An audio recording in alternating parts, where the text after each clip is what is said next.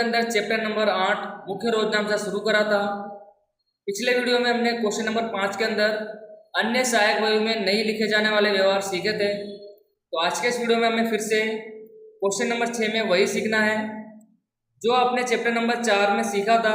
ठीक है, रोजनामचा में वही व्यवहार यहाँ पर भी फिर से आए हैं। तो पहले से आपको ये सब व्यवहार आते हैं तो थोड़ा और ध्यान दीजिएगा तो आपको आसानी से ये सवाल भी आ जाएगा। ठीक है, तो चलिए क्वेश्चन नंबर 6 में पढ़ लेता हूँ। लिखा हुआ है, निम्नलिखित व्यवहारों को श्री राकेश पटेल के मुख्य रोजनामचा में लिखिए। तो यहाँ पर मैंने हेडिंग डाली है श्री राकेश पटेल का मुख्य रोजनामचा। फॉर्मेट मैंने बना दिया है। चलिए व्यवहार शुरू करते हैं। पहले में लिखा हुआ है 5000 का माल अनाथ आश्रम में दिया। तो जैसे कि आपको पता है, अगर हम अनाथ आश्रम में माल देंगे तो हमने क्या करा है, धर्मादा खर्च करा है, जो हमने पहले भी पढ़ लिया है। तो अगर धर्मादा खर्च करेंगे तो धर्मादा खर्च खाते क्या हो जाएगा, उधार हो जाएगा। ठीक है, और जैसे कि आपको पता है, बिक्री के अलावा अगर धंधे में से माल जाता है तो खरीद खाते जमा करते हैं। तो यहाँ पर हमने माल बेचा नहीं है, धर्मादा में दिया है, तो धर्मादा खाते उधार हो जाएगा और खरीद खाते क्या कर देंगे, हम जमा कर देंगे। ठीक है, ये आपको पहले से एंट्री आती है। अगर अन्य प्रकार से माल जाता है तो खरीद खाते हम जमा करते हैं। तो सबसे पहला धर्मादा खाते उधार, खरीद खाते जमा कर देंगे। ठीक है, खरीद खाते से कितने का माल दिया है, 5000 का माल दिया है। सिंपल, ये तो आपको पहले से ही आता है। आगे बढ़ते हैं। दूसरा व्यवहार, 4000 का माल नमूने के रूप में मुफ्त दिया। तो जैसा कि आपको पता है कि हम नमूने के रूप में मुफ्त माल कब देते हैं, जब हमें हमारे धंधे का एडवर्टाइजमेंट यानी विज्ञापन करवाना होगा तभी। मान लीजिए कोई व्यापारी है, उसे हमने 10,000 का माल मुफ्त दे दिया और कहा कि आप अपने ग्राहक को ये माल किसी भी प्रकार दीजिए, पैसे में दीजिए या मुफ्त दीजिए, बट हमारे धंधे का क्या करवाइए, विज्ञापन करवाइए। ठीक है, तो इसका मतलब ये है कि जब भी हम किसी को अपना माल नमूने के रूप में देते हैं तो हम क्या करते हैं, विज्ञापन करते हैं धंधे का। ठीक है, तो विज्ञापन खर्च खाते उधार हो जाएगा। फिर से हम क्या कर रहे हैं, माल दे रहे हैं, और धंधे में से अगर अन्य प्रकार से माल जाता है तो हम खरीद खाते जमा करते हैं। ठीक है, तो दूसरा व्यवहार, विज्ञापन खर्च खाते उधार कर देंगे, खरीद खाते जमा। ठीक है, 4000 का माल दिया हमने। उम्मीद है आपको ये समझ में आया होगा। ये सब व्यवहार तो हमने पहले भी पढ़ लिए है। अगर हम नमूने के रूप में माल देते हैं तो हम क्या करवाते हैं, विज्ञापन करवाते हैं। ठीक है, धंधे का। तीसरा व्यवहार, 8000 का माल धंधा में से निजी उपयोग के लिए ले गए। तो जैसा कि आपको पता है, अगर निजी उपयोग के लिए धंधे का मालिक कुछ भी ले जाता है तो वो क्या कहलाता है, आहरण कहलाता है। और आहरण की शेष हमेशा क्या होती है, उधार हो जाती है। और फिर से हम क्या लेके जा रहे हैं, माल लेके जा रहे हैं धंधे में से, और ये भी क्या है, अन्य प्रकार से माल जा रहा है, खरीद खाते क्या कर देंगे, जमा कर देंगे। ठीक है, पहली एंट्री, आहरण खाते उधार, खरीद खाते जमा कर देंगे। ठीक है, 8000 8000। तो उम्मीद है आपको यहाँ तक सवाल समझ में आ रहा होगा। चलिए आगे बढ़ते हैं। चौथे नंबर के व्यवहार में लिखा हुआ है 3000 का फर्नीचर 2800 का माल देकर खरीदा।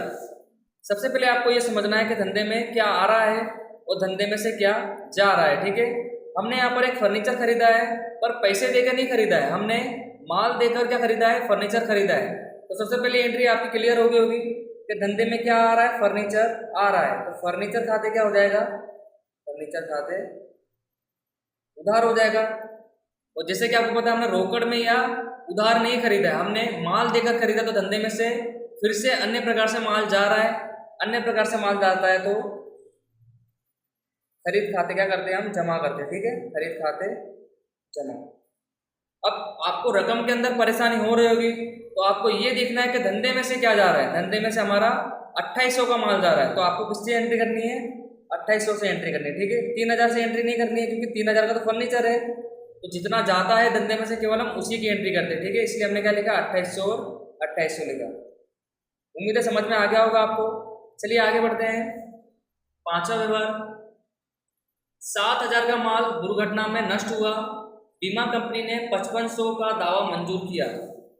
तो जैसा कि आपको पता है, यहाँ पर हमारा दुर्घटना में माल नष्ट हो गया है और बीमा कंपनी हमें पैसा दे रही है। और आपको ये भी पता होना चाहिए, जब भी बीमा कंपनी कुछ रकम देती है तो हमें थोड़ा ही नुकसान होता है, ठीक है, पूरा नुकसान नहीं होता है। तो सबसे पहले एंट्री आपको पता होनी चाहिए 5वें नंबर में, दुर्घटना से नुकसान खाते उधार। अब यहाँ पर बीमा कंपनी 5500 का दावा मंजूर कर रही है। दावा मंजूर करने का ये मतलब होता है कि उसने अभी रकम हमें नहीं चुकाई है, हमें रकम लेनी बाकी है। इसका मतलब फ्यूचर में रकम हमें मिलेगी। तो यहाँ पर हमें बीमा कंपनी से लेना बनता है। और जब भी धंधे में किसी से लेना होता है तो लेना हमेशा क्या होता है, उधार किया जाता है, ठीक है। यहाँ कर देंगे बीमा कंपनी खाते उधार। और यहाँ पर माल नष्ट हो रहा है तो अन्य प्रकार से धंधे में से माल जा रहा है, क्या लिखेंगे, खरीद खाते, खरीद खाते जमा कर देंगे, ठीक है। सिंपल एंट्री आपने ये पहले भी सीखी होगी। अगर नुकसान होता है तो नुकसान खाते उधार करेंगे। बीमा कंपनी दावा मंजूर कर रही है तो हमें उससे लेना होता है, और लेना हमेशा उधार होता है, तो बीमा कंपनी खाते उधार। और अन्य प्रकार से माल जाता है तो खरीद खाते जमा करेंगे, ठीक है। सबसे पहले ये देखने का कि आपका माल गया कितने का, 7000 का, तो 7000 कर देंगे खरीद खाते जमा। बीमा कंपनी यहाँ पे हमें कितना दे रही है, 5500, ठीक है। तो अगर आप 7000 में से 5500 माइनस करोगे तो यहाँ पर हमें केवल नुकसान कितने का हो रहा है, 1500 का ही नुकसान हो रहा है, क्योंकि 5500 तो हमें मिल जाएगा कभी ना कभी। तो नुकसान एक्चुअल में हुआ कितने का, 1500 का हुआ, ठीक है। तो उम्मीद है आपको ये एंट्री समझ में आई होगी। चलिए आगे बढ़ते हैं। सेकेंड नंबर का व्यवहार, 2000 निराली के पास से लेना है जो रकम अब नहीं मिलेगी। तो सिंपल एंट्री है, जैसे कि आपको पता है, अगर हमें किसी से पैसा लेना है, अगर वो पैसा नहीं मिलता है तो हमारा नुकसान होता है। और नुकसान को हम यहाँ पर क्या लिखते हैं, डूबत ऋण लिखते हैं। तो पहली एंट्री हम क्या लिखेंगे, डूबत ऋण खाते उधार। और यहाँ पे हमें किससे रकम लेनी थी, निराली से, तो निराली यहाँ पे देने वाली बनती, तो निराली खाते क्या कर देंगे, जमा कर देंगे, ठीक है। छठे नंबर का व्यवहार, सबसे पहले लिखेंगे डूबत ऋण खाते उधार, निराली खाते जमा कर देंगे, ठीक है। निराली खाते से 2000, ठीक है, समझ में आया होगा आपको ये भी। आगे बढ़ते हैं 7वें नंबर का व्यवहार, यंत्र पर ₹800 घिसाई अपलिखित कीजिए। तो जैसा कि आपको पता है, हमें यहाँ पर यंत्र पर घिसाई देनी है। घिसाई का मतलब क्या होता है कि यंत्र की कीमत क्या हो रही है, कम हो रही है, और घिसाई हमारा क्या होता है, नुकसान होता है, ठीक है। तो नुकसान हमेशा क्या करते हैं, हम उधार करते हैं। सबसे पहली एंट्री 7वां, घिसाई खाते उधार करेंगे। और जो भी संपत्ति पर हम घिसाई देते हैं तो संपत्ति कम होती है, इसका मतलब धंधे में से संपत्ति जाती है, जाए तो हम क्या करते हैं, जमा करते हैं, यंत्र खाते जमा कर देंगे, ठीक है। तो अगर आपको ऐसे पता नहीं चल रहा है तो जो भी संपत्ति की घिसाई है, घिसाई खाते हम उधार कर देंगे और संपत्ति खाते हम क्या कर देंगे, जमा कर देंगे, ठीक है। तो यहाँ पर हमने एंट्री क्या लिखी, घिसाई खाते उधार यंत्र खाते से 800, ठीक है। और वैसे भी घिसाई का भाग 2 के अंदर चैप्टर है, जब हम उसे अच्छे से पढ़ेंगे तब आपको समझ में आ जाएगा, ठीक है। चलिए आगे बढ़ते हैं। लास्ट 8वां, मार्च मास का वेतन 7800 चुकाना बाकी है। अब यहाँ पर लिखा हुआ कि मार्च मास का वेतन चुकाना बाकी है। वेतन हमारा क्या है, खर्च है। सबसे पहले एंट्री वेतन खाते हम क्या कर देंगे, उधार कर देंगे, ठीक है। वेतन खाते उधार। पर अब आपको यहाँ पर ये पता होना चाहिए कि वेतन हमने यहाँ पे चुकाया नहीं है। चुका देते तो रोकड़ या बैंक खाते हम जमा कर देते, ठीक है। बट यहाँ पे ऐसा लिखा है कि चुकाना बाकी है। चुकाना बाकी का मतलब हमारा दायित्व है, तो दायित्व हमेशा क्या होता है, जमा होता है। तो दूसरी एंट्री यहाँ पे लिखेंगे चुकाना बाकी वेतन खाते से, ठीक है। दायित्व हमेशा क्या होता है, जमा। अगर चुका देते तो रोकड़ खाते लिखते हैं, बट यहाँ पे चुकाया नहीं है, चुकाना बाकी है, तो चुकाना बाकी वेतन खाते हम क्या करेंगे, जमा करेंगे 7800, ठीक है। तो इस प्रकार सवाल पूरा हो गया हमारा।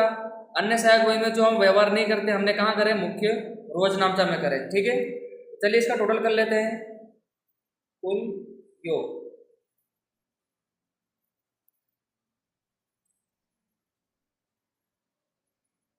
तो जब आप इसका टोटल करोगे तो यहाँ पर आएगा 37,400, 37,400। तो जैसा कि आपको पता है रोज नामचा का टोटल आपको कर लेना है, ठीक है। तो उम्मीद है क्वेश्चन नंबर 6 आपको समझ में आया होगा।